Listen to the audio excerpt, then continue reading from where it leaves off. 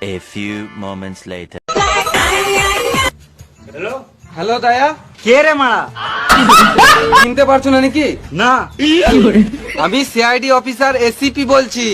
GCP? GCP না, আমি ACP Pradyuman বলছি। সরি স্যার, সরি আপনার নাম্বার ডিলিট করে দিয়েছি, ওই জন্য বুঝতে পারি নাই। আমার নাম্বারটা ডিলিট করেছে কেন?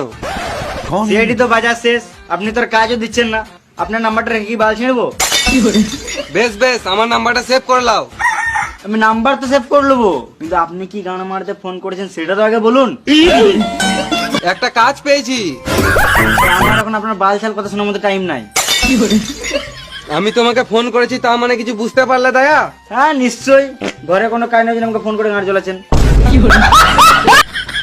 খেপা চুদা, একটা কাজ পেয়েছি। তাড়াতাড়ি এসো। কাজ পেয়েছেন?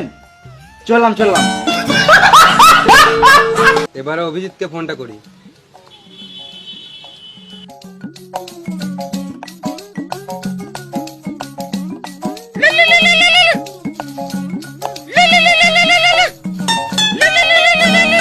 হ্যালো হ্যাঁ স্যার বলুন। স্যার, সারাদিন ছাগল গরু চড়ে চড়ে শুধু মাথায় ছাগল গরুই ঘুরছে। কাজ পেয়েছি, তাড়াতাড়ি এসো। আমার কাছে কাজের কোনো অভাব নাই, আপনি ছাগল গরু চড়াবেন তো আসুন। সালাম মামুনি, তোমার সঙ্গে আর কি করছি না, কাজের কথা বলছি। তো আমি কি বাল বলছি নাকি? বেশি গাঁড় জ্বলিও না, তাড়াতাড়ি এসো। হ্যাঁ স্যার চললাম। হ্যালো স্যার হ্যাঁ হ্যাঁ বলো।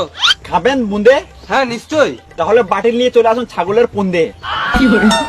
আর তুমি খাবে নাকি ল্যাংচা? হ্যাঁ বললে তো হবে না। খাবে নাকি? না। তাহলে গাঁড়ে গুঞ্জে লাও গামছা। আমি চললাম।